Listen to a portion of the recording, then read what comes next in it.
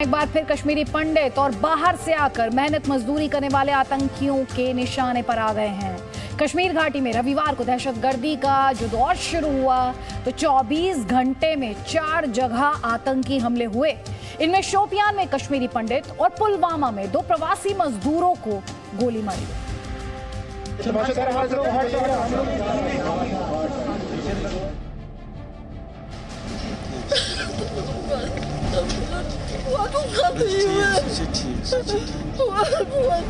कश्मीर के शोपियां में लगभग 15 किलोमीटर दूर ये छोटा ग्राम है जहां आतंकवादियों ने 1990 जैसी दहशत फैलाने की कोशिश की।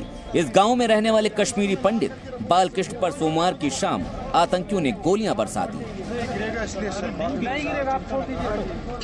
इस वक्त हम शोपियान जिले के छोटी गांव इलाके में हैं और उस जगह पर हैं जहां कल शाम करीबन 7:20 पर यहाँ जो ये न्यू सनशाइन मेडिकल शॉप है जिसे बालकृष्ण नामी व्यक्ति कश्मीरी पंडित चलाते थे, जिन्हें यहाँ सोनू के नाम से जाना जाता है, उन पर जो है ज्ञात मिलिटेंट्स ने फायरिंग की और उन्हें घायल कर दिया। उन पर 3 ब्लड्स फायर हुए हैं।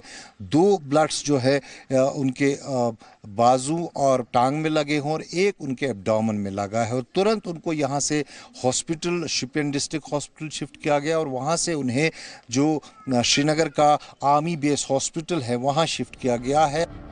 पंडित बालकृष्ण का परिवार उन गिने चुने लोगों में है जिन्होंने 1990 में आतंक का तांडव देखने के बाद भी अपना गांव नहीं छोड़ा था। गांव में ही छोटा सा मेडिकल स्टोर चलाने वाले बालकृष्ण के घर वालों ने 32 साल में कभी खुद को असुरक्षित नहीं समझा, लेकिन अब उनके दिल में भी दहशत का डेरा है। जी, हम दोनों भाई शॉप पे थे, मैं शॉप के बाहर ही था तो वो शॉप के अंदर थे। वहाँ से 2 बंदे बाइक पे आए तो बाइक रोक के एक बंदा शॉप के अंदर चला गया। मेरा भाई अंदर था, उसको डायरेक्ट फायर किया, हिट ऑफ हेड। 90 से हम यहाँ रह रहे हैं।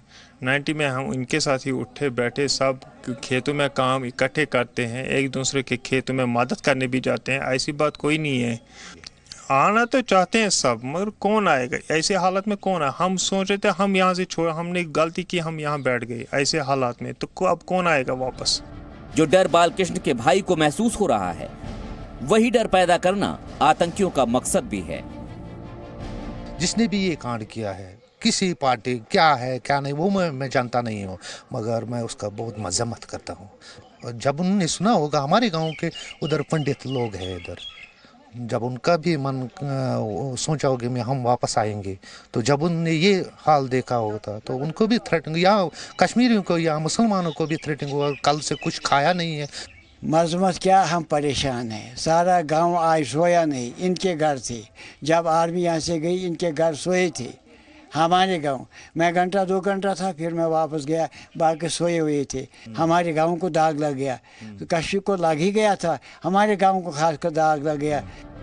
शोपियां में कश्मीरी पंडित पर गोलियां चलाने से पहले पुलवामा में 2 प्रवासी मजदूरों पर आतंकी हमला हुआ था। इन घटनाओं को आतंकियों की बौखलाहट का नतीजा माना जा रहा है।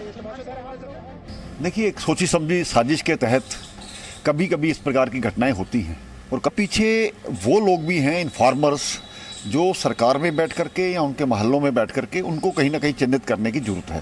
तो मुझे लगता है जल्द ही इसको मार गिराया जाएगा और इस प्रकार के जो डिज़ाइन है मिलिटेंट्स के या लोकल कुछ जो इन्वॉल्व हैं उनको चिन्हित करके जल्द ही उन पर एक्शन होगा। कश्मीर का माहौल बिगाड़ने की घटनाओं में तेजी ऐसे वक्त में आई है जब पलायन करने वाले कश्मीरी पंडितों को फिर से बसाने की कोशिश की जा रही है। ये बात हमको मानना पड़ेगा कि पिछले लगभग 50-60-70 वर्षों के अंदर जिस प्रकार के बीज वहाँ पर बोए गए, जिसको हम बोलते हैं सेपरेटिस्ट की, जिसकी हम बात करते हैं अलगाववाद के जो बीज वहाँ पर बोए गए या आतंकवाद के जो बीज बोए गए, मैं ये समझे पीछे 3 जनरेशन निकल गई हैं। अब मुझको लगता है समय आते आते ये खत्म हो जाएगी। कश्मीर में पिछले साल भी कश्मीरी पंडितों और प्रवासी मजदूरों पर हमलों का ऐसा ही दौर शुरू हुआ था, जिसमें शामिल आतंकियों को सेना और पुलिस ने चुन चुन कर मार गिराया। जम्मू कश्मीर प्रशासन और सरकार ने भरोसा दिया है कि इस बार भी बेगुनाहों का खून बहाने वाले बच नहीं पाएंगे। शोपियां में खालिद हुसैन के साथ ब्यूरो रिपोर्ट, जी मीडिया।